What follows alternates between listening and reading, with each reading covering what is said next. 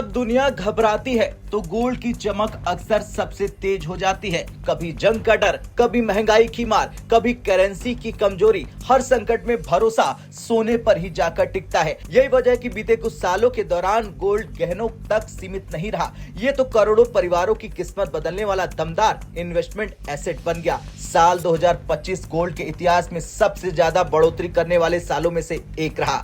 इसके असर से भारतीय घर बैठे बैठे ज्यादा अमीर हो गए। HDFC म्यूचुअल फंड की रिपोर्ट के मुताबिक गोल्ड में आए उछाल से पिछले एक साल में भारतीय परिवारों की नेटवर्थ में 117 लाख करोड़ रुपए का इजाफा हुआ। इसकी वजह 2025 में गोल्ड में आया 60% से ज्यादा का उछाल है। ग्रामीण इलाकों से लेकर बड़े शहरों तक गहनों, सिक्कों और गोल्ड बार की बड़ी कीमतों ने बिना कुछ किए लाखों परिवारों को ज्यादा मजबूत बना दिया। खासतौर पर मिडिल क्लास और महिलाओं के लिए ये उछाल सबसे बड़ा फाइनेंशियल सपोर्ट साबित हुआ। दरअसल मॉर्गन स्टैनली के मुताबिक भारतीय परिवारों के पास करीब 34,600 टन सोना है, जो दुनिया में सबसे ज्यादा है। ये सोना ज्यादातर घरों और लॉकर में पड़ा रहता है, जिसकी वैल्यू ट्रिलियंस में है। अगर इसको digital gold, sovereign gold bond और गोल्ड लोन जैसे टूल्स में लाया जा सके तो माना जा रहा है कि इससे इकोनॉमी को बहुत बड़ा फायदा होगा। गोल्ड ने साल 2025 में अपने दमदार प्रदर्शन की आंधी में शेयर और बॉन्ड सबको पीछे छोड़ दिया।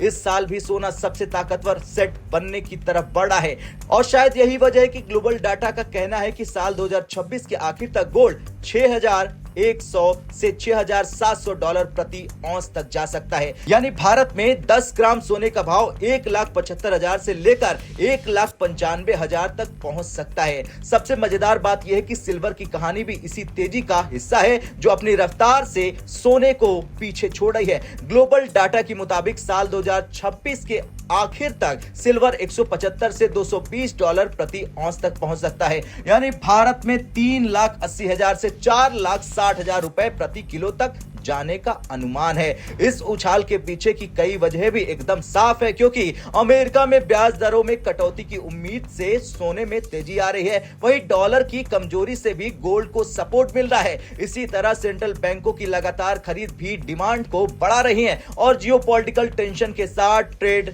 अनिश्चितता भी सोने की कीमतों को उछाल ला रही है।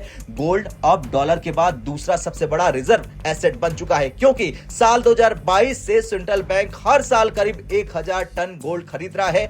बढ़ता ग्लोबल कर्ज और करेंसी पर उठते सवाल इस ट्रेंड को मजबूत बना रहे हैं। हालांकि अगर ICICI की एक रिपोर्ट की माने तो साल 2026 में सोने की तेजी की रफ्तार थोड़ी धीमी हो सकती है। मुनाफा वसूली और बेहतर रिस्क सेंटीमेंट दबाव बना सकते हैं, फिर भी बड़ी गिरावट के संकेत नहीं है, क्योंकि इतिहास बताता है कि गोल्ड की तेजी अक्सर सांस तो लेती है पर टूटती नहीं है। ऐसे में आम निवेशकों के लिए संदेश साफ है, अनिश्चित दौर में सोना सिर्फ चमक नहीं, भरोसा भी है और यही भरोसा करोड़ों भारतीय परिवारों की नेटवर्थ को नई ऊंचाई पर ले जा चुका है।